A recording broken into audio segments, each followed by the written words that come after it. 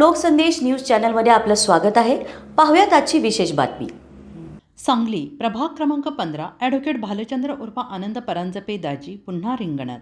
ज्येष्ठांच्या सल्ल्याने प्रशासनावर तरुण आणि कायदेशीर विचारांचा हल्ला केल्यास नक्कीच परिवर्तन होईल, तर अवैध आणि बेकायदेशीर यासह भ्रष्टाचाराला आळा घालण्यासाठीच मी निवडणूक रिंगणात उतरलो असल्याचं त्यांनी म्हटलेलं आहे. त्या सांगली मिरज कुपवाड महानगरपालिकेची रणधुमाळी सुरू आहे आणि या निमित्तानं लोकसंदेश न्यूज मार्फत आपण आढावा घेतो आहोत इच्छुक उमेदवारांचा.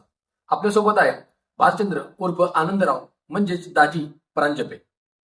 आपण जाणून घेऊया की नेमकं ते निवडणूक रिंगणात का उतरले. नमस्कार सर. नमस्कार. काय सांगाल की तुम्ही वयाची 70 वर्षात निवडणूक रिंगणात उतरले, काय सांगाल याबद्दल? निवडणुकीच्या रिंगणात उतरायचं महत्वाचं कारण म्हणजे आजची युवा पिढी कार्यक्षम दिसत नसल्या कारणानं शेवटी ज्येष्ठांचा सल्ला त्यांनी घेतला पाहिजे आणि त्या सल्ल्यामधूनच भागाचा विकास, शहराचा विकास होईल असं माझा गाढ विश्वास आहे. तुम्ही गेली 5 टर्म निवडून आला होता, जवळपास 50 वर्ष समाजकारणात आहात, 25 वर्ष तुम्ही सत्तेत होता. नेमकं तुम्ही कोणती कामं केला आणि त्या कामाबद्दल काय सांगाल?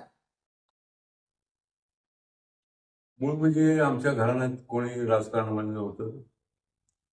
जेव्हा माझं वय म्हणजे तरुण वयामध्ये होतो तेव्हा मी संभाजी पवार जे 3 ते 4 वेळा आमदार झाले त्यांच्या संपर्कात आलो. मला व्यायामाची आवड होती तेव्हा मी तालमीत जात होतो. तेव्हापासून संभाजी पवारांची संगत आणि त्यांना केलेलं सहकार्य या जोरावर मी राजकारण करतो. आपली काम करण्याची जी पद्धत होती, पूर्वी कसं असायचं, नागरिक नगरसेवकाच्या घरात जायचे. तो पॅटर्न मी सगळा बदलून टाकला आणि मी सकाळी 6 वाजल्यापासून लोकांच्या दारात 6 ते 10, 11 वाजेपर्यंत आणि ते आवडल्यानंतर परत मी महापालिकेत, नगरपालिकेत जायचो आणि लोकांची कामं करायचो. ते लोकांना आवडलं कारण त्यांना कधी आमच्या घराकडे यावं लागलं नाही किंवा घराकडे गेल्यानंतर साहेब नाहीत वगैरे असे काही उत्तर मिळायचे नाही. त्यामुळे ते त्यांना फार आवडलं आणि तो माझा पॅटर्न सगळ्या सांगलीत प्रसिद्ध झाला. आता या प्रभागामध्ये म्हटलं तर प्रत्येक प्रभागाचं मला आता सांगता येणार नाही, असंख्य काम आहेत, त्याला दिवस पुरणार नाही. परंतु यामध्ये स्टँडवरचं जी झुलेल चौक आहे, त्याचप्रमाणे शामरावनगरला गुरु नानक मार्ग नाव दिलेलं आहे. त्याचप्रमाणे सिंधी समाजाचं जे देऊळ आहे झुलेलाल मंदिर, त्यापासून कोल्हापूर रोडला जाणारा कंवजित मार्ग, या सर्व मार्गांचं नामकरण मी केलं. त्यामुळं सिंधी समाजामध्ये मला सुद्धा आज एक तेवढाच सन्मान मला मिळतो की कायम माझ्या पाठीशी आहे. त्याचप्रमाणे स्टँडजवळ मुजावर प्राण म्हणून आहे, कुंडीवरच्या परिसर, त्या ठिकाणी पाण्याची पाईप सुद्धा नव्हती, लाईट तर नव्हतीच, खांब पण नव्हतेच. पण त्या ठिकाणी मी फार विश्वासानं सांगतो की त्या ठिकाणी मी ड्रेनेज सिस्टीम करून त्या गोरगरीब लोकांचं चांगलं काम केलं. त्यामुळे ते आजही लोक मला पाठीशी आहे. शामरावनगरमध्ये जाणारा रस्ता जो आहे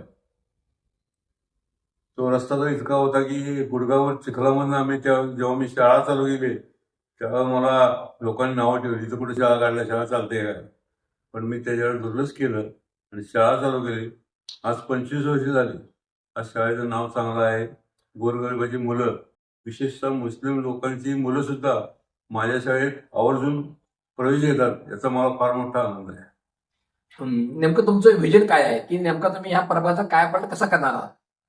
या भागाचा कायापालट करायचं महत्वाचं काम म्हणजे शामरावनगरमध्ये गेल्या कित्येक वर्ष महापुरामुळं अथवा पावसामुळं पाणी साचून राहत आहे. त्यामुळं रोगराई, डास, लहान मुलांचं आरोग्य वगैरे सगळं बिघडत आहे आणि तो प्रश्न माझ्या दृष्टीने महत्त्वाचा आहे आणि तो जास्त बजेटचा आहे. तो तिथली दुसरी गटार चालू करून, जशी आम्ही पूर्वी भोवे गटार केली तशाच पद्धतीने इकडे गटार केली तर निश्चितपणानं शामरावनगरमध्ये जे साचणारं पाणी आहे तो प्रश्न आहे तो दूर होईल.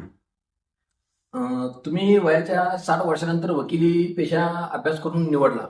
नेमकं वकिली पेशा का निवडा वाटला तुम्हाला? शेवटी माझ्या लक्षात असं की आपण काम, सामाजिक काम करत असताना नियमाप्रमाणे करतो की नाही, का नियमाच्या विरुद्ध करतोय. मग आपण एक सजग नागरिक म्हणून नियमानंच आपण कुठलंही काम करावं असा एक माझ्या मनामध्ये विचार आला आणि त्याला अनुसरून मी BComची LLBची पदवी धारण केली.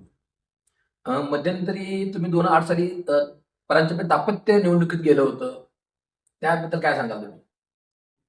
आणि त्यावेळेस आमचे नेते त्यावेळेचे दिवंगत मदन पाटील त्यांनी माझ्यावर आणि माझ्या मिसेसवर विश्वास दाखवला आणि जनतेनं आम्हाला निवडून दिलं. एकंदरीत भरकटलेल्या युवा वर्गाला योग्य ज्येष्ठांचं मार्गदर्शन मिळावं या हेतूने वयाच्या 70व्या वर्षी परांजपे सर पुन्हा एकदा रिंगणात उतरले आहेत. सलग 5 वेळा ते निवडून आले होते. 2008 साली ते दाम्पत्य दोघी एकाच वेळी निवडून निवडून जाऊन महानगरपालिकेत गेले होते. नक्कीच गेल्या 60व्या वर्षी त्यांनी वकिली पेशा देखील निवडला आहे आणि नक्कीच पूर्ण क्षमतेने पूर्ण ताकदीने त्यांनी या निवडणूक उतरणार असल्याचे चित्र दिसत आहे. अशाच विशेष घडामोडींसाठी आमच्या यूट्यूब चॅनलला सबस्क्राईब करा, फेसबुक पेजला लाईक करा आणि इन्स्टाला फॉलो करा.